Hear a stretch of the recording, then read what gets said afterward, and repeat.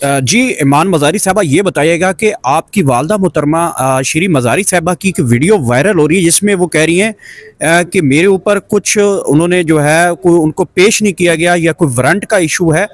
वो खुद कह रही थी कि मैंने तो सियासत से किनारा कशी कर रखी, इसके बावजूद भी आपकी वालदा को 24 नवंबर की कॉल से पहले पहले जो है वो दोबारा तंग किया जा रहा है, क्या मामला था? देखिए, बहुत अफसोस की बात है कि एक सीनियर सिटीज़न है, ज़बरदस्ती आपने उनसे पहले पॉलिटिक्स छुड़वाई और फिर आपने उन्हें इस्लामाबाद में भी पर्चों में अंदर किया, फिर आपने उन्हें MPO के तहत डिटेन किया, फिर आपने उन्हें थोड़ी देर लापता भी रखा, फिर आपने 14 FIR दहशतगर्दी के कानून के तहत उनके खिलाफ दर्ज की पिंडी ATC में, जहाँ वो हर पेशी पर पेश हो रही है। लेकिन सैटरडे की रात को उन्हें कॉल्स आती हैं सिविल लाइन थाने से, वाक थाने से, कि जी आपके वारंट गिरफ्तारी जारी हो गए हैं। तो जब उन्होंने पूछा कि किस वजह से जारी हुए हैं, तो उन्हें बताया गया कि जी आप पेश नहीं हो रही, जबकि वो अभी 14 केसेस में पेश हुई थी, उनकी अटेंडेंस मार्क हुई हुई थी। तो ये जाहिर सी बात है, आप देख सकते हैं, आप 24 की कॉल, उनका इससे कोई ताल्लुक नहीं है, वो पॉलिटिक्स में नहीं है।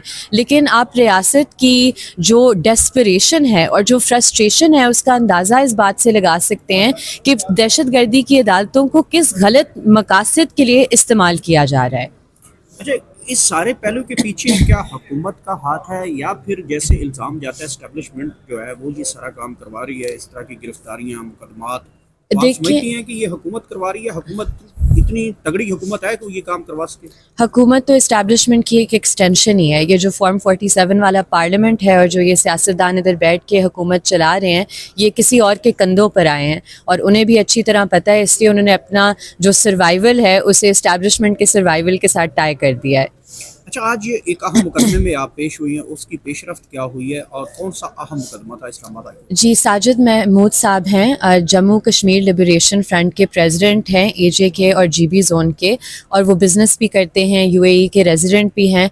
तो उन्हें 16 नवंबर को इस्लामाबाद इंटरनेशनल एयरपोर्ट पे जब वो दुबई की फ़्लाइट उन्होंने बोर्ड की, उन्हें ऑफलोड किया गया और कोई वजह नहीं बताई गई कि क्यों उन्हें रोका जा रहा है। सिर्फ ये कहा कि आप पाकिस्तान से बाहर नहीं जा सकते। तो उनकी तरफ से हमने रिट पिटिशन दायर की थी, जिसपे ऑनरेबल जस्टिस मियां गुल साहब ने आज समात फिक्स की है फ्राइडे 22 नवंबर की, कि रिपोर्ट आए, वो बताएं कि क्या वो किसी लिस्ट पर हैं और उन्हें क्यों रोका गया और क्या उनकी ज़रूरत है किसी लिस्ट पर।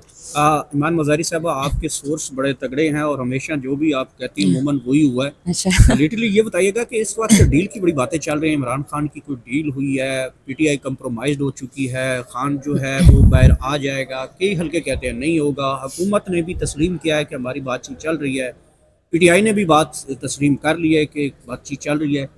क्या लग रहा है कि खान साहब आ जाएंगे, डील हो जाएगी? ये सारा जो अभी तक ये 24 नवंबर की बातें चल रही हैं। देखें, सिंपल सी बात तो ये है कि अगर आपने उन्हीं कुव्वतों के साथ बैठकर डील्स करने हैं जिन्होंने ना सिर्फ आपको जेल में डाला और आपकी सियासी जमात को तबाह करने की कोशिश की, बल्कि इस मुल्क के साथ 70 सालों से जो सिर्फ इस मुल्क का नुकसान कर रहे हैं, अगर आपने उन्हीं कुव्वतों के साथ बैठ के डील करनी है तो फिर तो आपकी सियासत उधर ही ख़त्म हो जाएगी।